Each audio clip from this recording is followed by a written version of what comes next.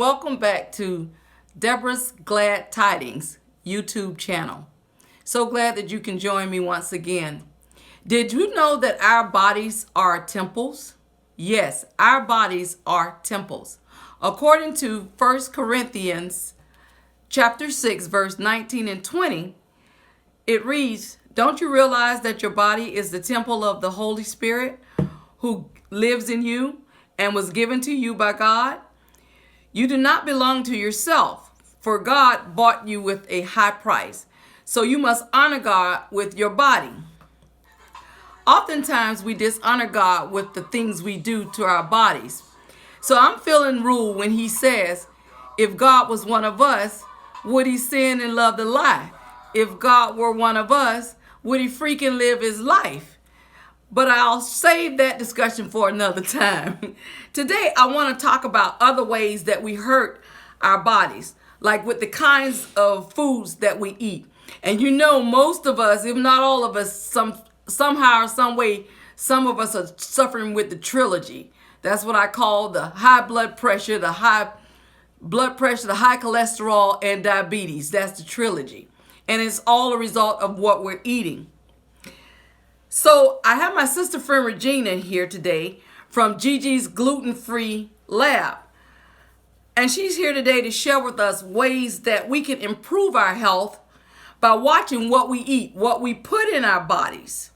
Hi Gigi, why don't you come and share some information with us and shed some light on the stuff that we eat. Hello guys. I know it's challenging at times when you get diagnosis or sometimes you're just told to cut back on things because you may be borderline, what they call borderline diabetic, or maybe have,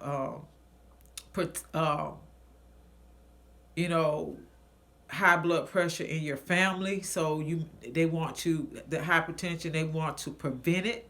So they ask you to do certain things. And you may find it hard to do at times, but it's almost easy because food is right before your eyes. So temptation is everywhere. So what you need to do is just plan and prepare mentally. Say, hey, I'm going to try this. I'm going to beat this. I'm going to make sure that I do the right thing. So fruits, vegetables, and proteins are great ways to do so. I myself have allergy. I have intolerance to gluten, wheat gluten, and some other grains. So I have to refrain from eating gluten. So I'm on a gluten-free diet. It's very strict. Everything that I do has something that I have to watch out for: my hair products, my facial products, and my foods. So it's not just about what I eat, it's a lifestyle. So sometimes your lifestyle dictates what you must do, whether you want to do it or not. I'm eating to live. I'm not eating to enjoy food anymore. However, if I plan and prepare, I can also enjoy some meals without sacrificing flavor. So what I suggest that you do is find the best way to plan and prepare great meals to suit your diet, to suit your journey, to improve your lifestyle. Quality of life is very important, and we as individuals, we're at the head of that. God is guiding us, but we're in charge of that. So there's many great options, and like I said, fruits, vegetables, and proteins are a great way to get started. And like Gigi said earlier, she said if you do it right and just do the research and the prep time, you can still enjoy your meal without sacrificing the flavor. And I think we were talking earlier and she mentioned something to me. Gigi, I think you mentioned something to me about an app or something. Oh, yeah. There's a bunch of apps. There's apps out that give you great list of gluten-free candies and products, gluten-free restaurants in the area.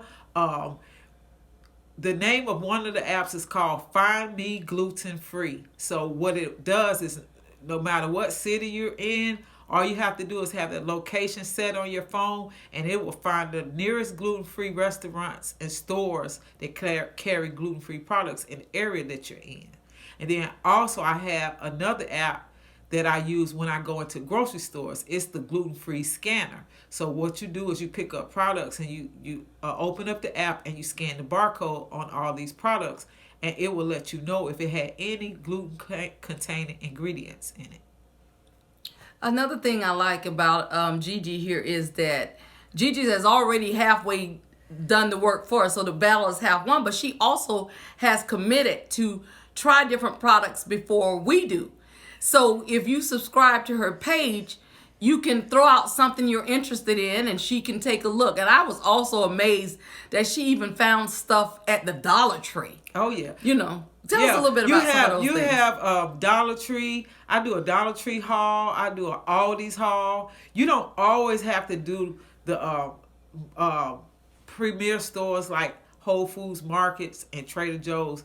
You can shop in your local grocery stores, and most grocery stores are coming into the millennium, y'all. They have full gluten-free sections. Walmart has their own section. Publix has a section.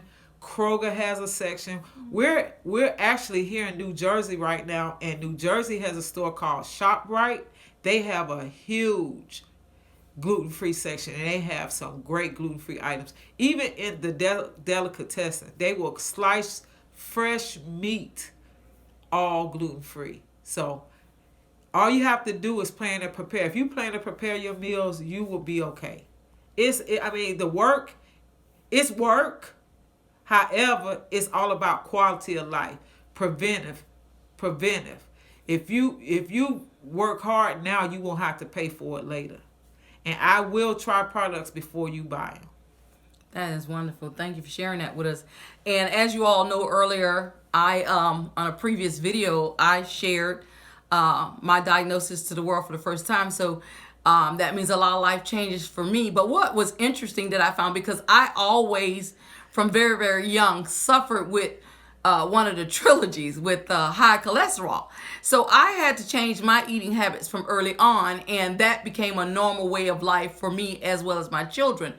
And so when I looked and I saw that I had to make some additional changes, I thought, ooh, what else could I change? But what I realized is I didn't have to change a whole lot more as it was, because a lot of the stuff that's recommended that I eat is stuff that I already eat. But what I do like is the fact that sometimes, especially when you're like me, to the point where you don't have any small kids at home and you don't have a husband, you don't want to cook. You don't feel like cooking. I just don't feel like cooking. And but there's an issue with me eating out in restaurants. I like restaurants like Golden Corral, not because of the amount that you can eat, but because I'm a kind of picky eater, and it gives me additional choices, with vegetables. I love my vegetables, and it gives me a wider choice. But the problem with that for me at this state in my life is contaminants. And, a buffet, a large buffet could be potentially a cesspool of germs. I don't know how else to say it. But if I'm not cooking, I'm trying to eat out. So I'm glad that she did have restaurants, or that app that can tell me what restaurants I can eat that will give me a better quality of food, because I'm not really a fast food eater. But I do want to get something that's filling. So I do like that, and I'm going to stick with her, and she's going to help me on my journey to do better and eat better and make whatever necessary changes. Even down, you'll be surprised, down to your seasonings. Something as simple as your seasonings. I even found, and I'm also a subscriber to Dr. Savvy Vegans, and you can just change little things. Remember, small strides make tremendous progress.